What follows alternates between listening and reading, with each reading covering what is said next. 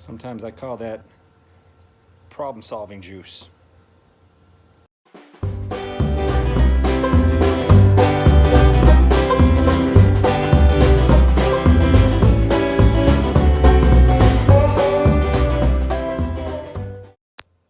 Hello my friends, welcome to Tom's Tinkering and Adventures. This is a video too on the Kawasaki Nomad 1600.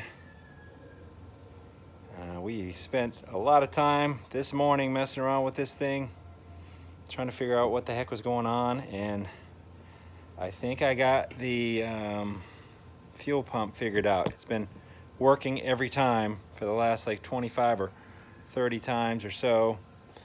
And what I did was I pulled this fuse out of here, and there was a little bit of corrosion in there, and I cleaned it up, and ever since then it's been working. So I don't know if that's exactly the problem, but it's working. We're not going to mess with it, but I still have no spark.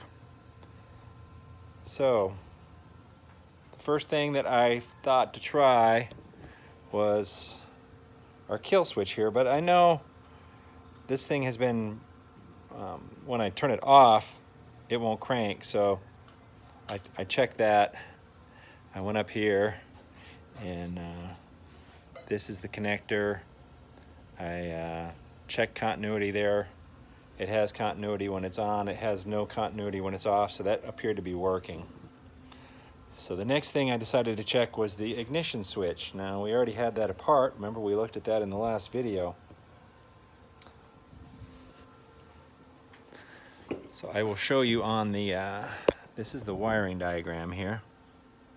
And this is a lot of spaghetti, but you know, you take your time and you read it. It's got, right there you can read the different colored wires so you can figure out what's what.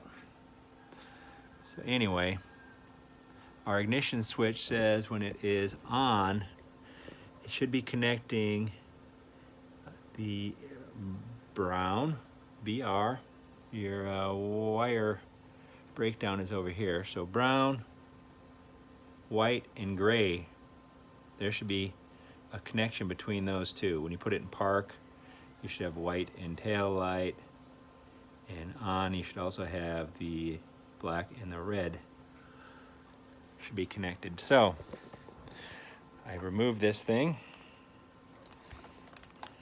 I'll set up the camera here.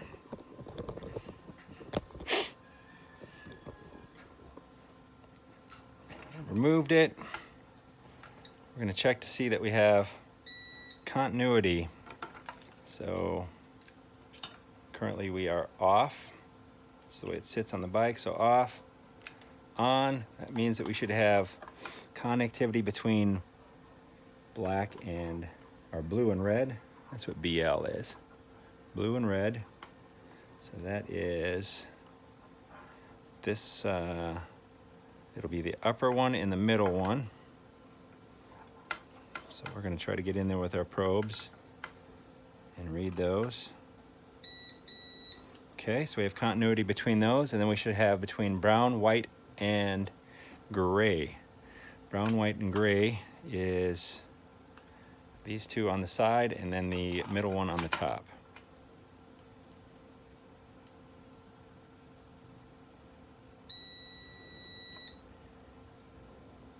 So we have between the two on the sides, but we do not have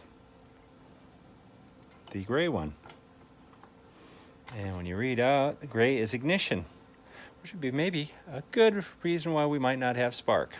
So we're going to take this apart again and take a look in there and see if there is some reason that we don't have continuity. Well, there we go. There's a resistor in there. So that means that even though we're getting continuity, it's it has a less flow going through there. So let's turn this on, and we'll test it before the resistor. Hopefully, focus, you son of a bitch. There you go.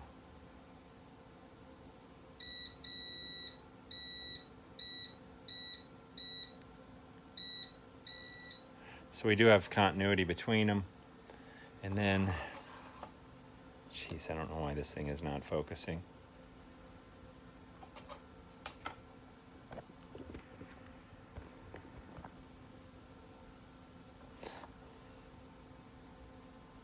Yeah. This is terrible. Anyway, I don't know how well you can't see that meter. It's reading 98.3 ohms. So we're getting flow through there. It's just for whatever reason there's a resistor built into this thing. So I thought I had figured it out and it was going to be easy, but we're on our way. So we have moved through the kill switch and we moved through this. Let's keep moving. Okay, so we got no spark. We're going through everything that we can test here. Ignition switch is not on. Okay, we done that. I've checked all the safety switches, neutral switch, side stand switch, and the clutch switch. All those seem to be okay. The vehicle down sensor, we've tested that. It appears to be good. I thought it was bad, but I was reading it incorrectly. We can check for ECU, power supply trouble. Haven't got there yet. Battery voltage low. Well, I've got it on the jumper. I don't know if that matters or not, but we will charge it up and check it. Maybe I'll let it charge overnight. I don't think it's spark plugs. I mean, fresh spark plugs are the best, but they should still be sparking. Caps and wires, that's pretty rare to have those fail, especially all of them. I see igniter in ECU. There's not a lot we can do on that. There is a little inspection you can do, but all right. There's more switches to test. Camshaft or crankshaft sensor trouble. I looked that test up. We don't have the stuff to do it. Ignition coils. There's only very little that we can do. The main fuse, that is not blown.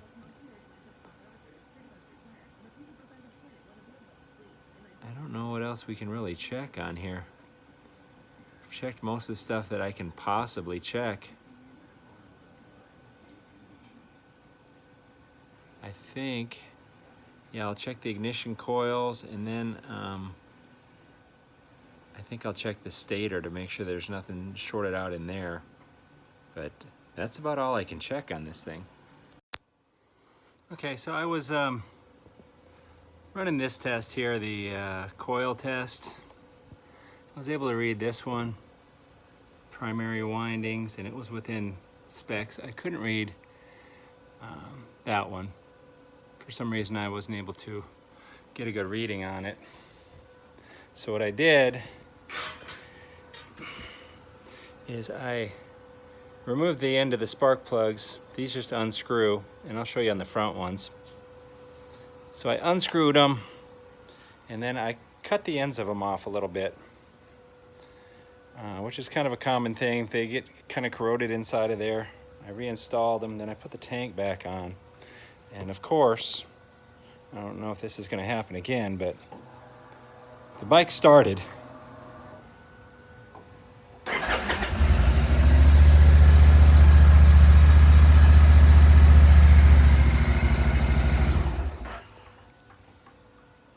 All right.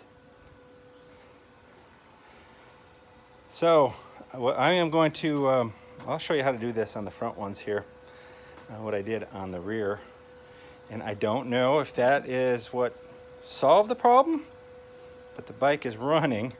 So let me, oh, and when I tried to start it, it ran for about a half a second, and then I was like, what the heck is all this liquid everywhere? Well, I didn't have the fuel injection line installed properly, and it popped off and the bike stalled. I'm so excited this thing is running. Unbelievable. I've got almost a whole day of messing around in the garage here, but I only have $5 worth of parts on it. So I'm going to show you what I was talking about on these. You can unscrew the ends of the spark plug wires. If you look inside of there, it's like a screw. And what happens is, over time, you lose a little bit of contact here. So all you gotta do is cut off maybe about 1/4 of an inch. I'll bring you in closer. And you can see the wire in there. And then that screw just goes in there. So you screw it in until it stops, and then that will create a little bit better contact between your spark plug wire and your cap here. Now this bike has got 2 spark plugs per cylinder.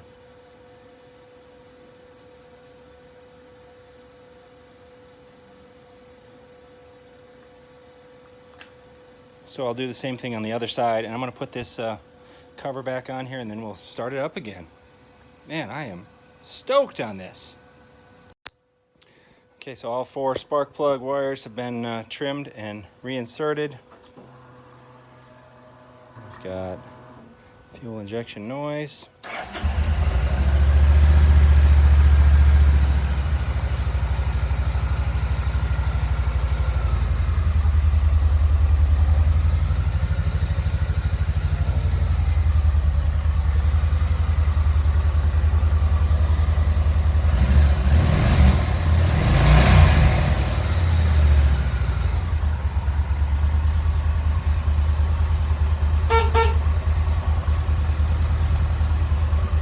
High beam, low beam.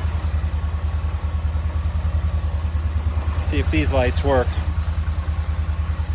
Well, I got one working. I'll have to troubleshoot that one. We have driving lights here. I'm gonna just super glue that for now. Maybe I'll order one. We got a tail light. I don't know, can we see if we can reach the brake light? It's a long reach. All right, we got a brake light.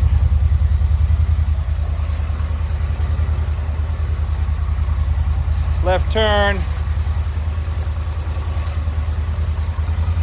right turn, right turn.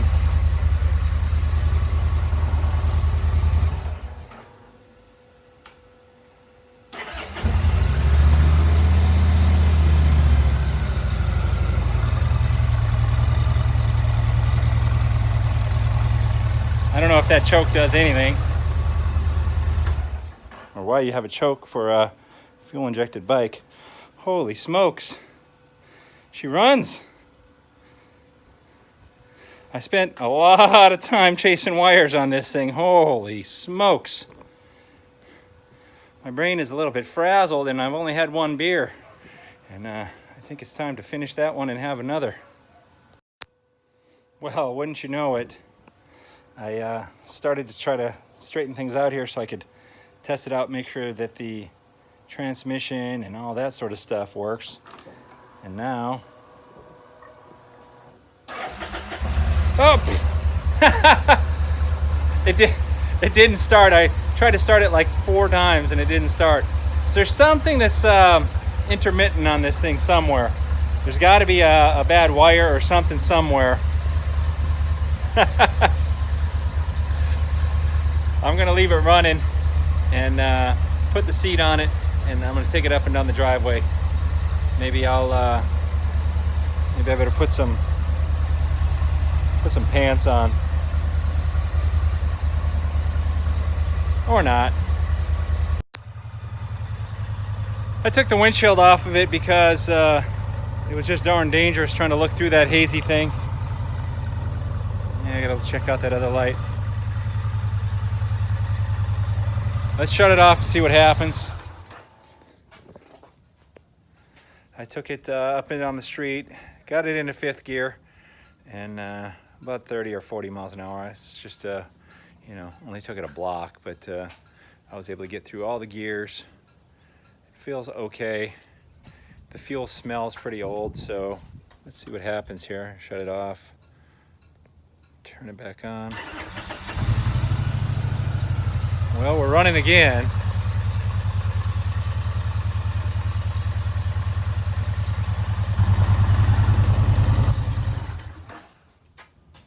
I don't know.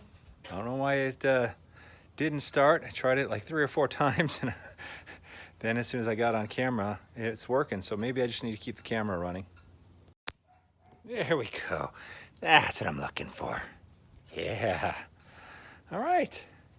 Well, something's still not quite right, but we know that it runs, and that's a good thing. So we'll keep cycling it, run it, start it, make sure that it's working properly, and after I get that operating a few times through, then I am going to do a detail on it. So we'll do a video on detailing this thing and getting everything else fixed up on it. So yeah, I'll probably wait because I'm gonna look at if I want to order that or fix that, what I want to do with that button there, and what I want to do with this. I think that's 1, 2, 3 things, and then I think I can clean up that windshield and these lowers. We'll see if I can or can't.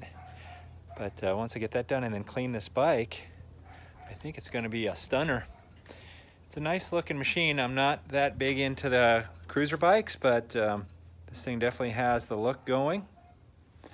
And it's pretty comfortable. Like I said, this isn't my style of machine, but I could dig it.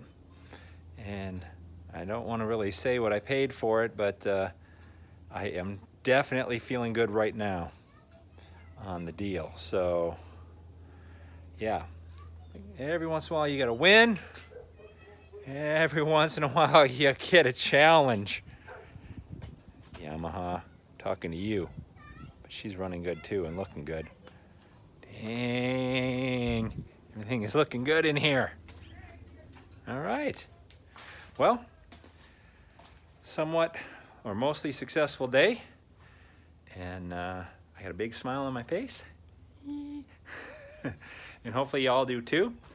I don't know as if I exactly figured out why it didn't start, but one way or another it's running now. So it would be very awesome if it would have been something just blatantly obvious, but you know, I trimmed those spark plug wires and that's when it started, and I don't know if that had anything to do with it or not. I don't know. It's just odd to me. I've heard these things are very, very particular on voltage, and when I tried to start it with the camera off, I had disconnected the battery charger, so perhaps the voltage had dropped low enough that it wouldn't start. So we'll let it sit a little bit and see if it starts, and then if it doesn't, we'll hook it back up here. And that's the battery that came in it, so who knows how old it is. And I know that battery, I didn't show it on the video, but that battery has a little bit of damage to it. So if I have to order a battery, so be it.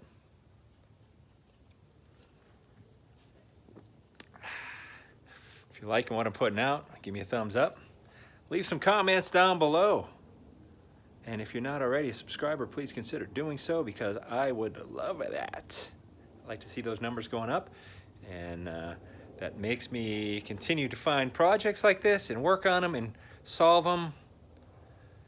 I didn't think I was going to get this one going today. I got to be honest. The sun is going low, but there we have it. Thank you very much for watching. Get out there and find your adventure. Adios.